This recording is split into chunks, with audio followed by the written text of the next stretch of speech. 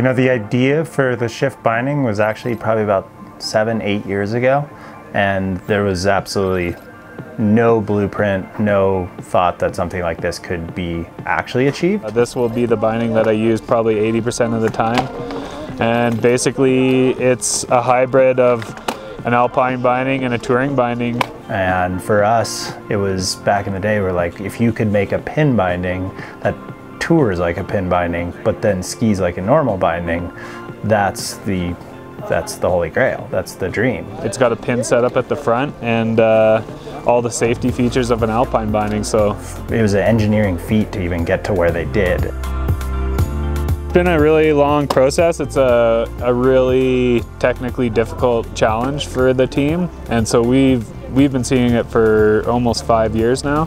We want this binding that skis like a pin, or that tours like a pin binding, but is actually safe. The ultimate goal was to have this binding that toured easy, but then you could ski like you want to ski with no compromises.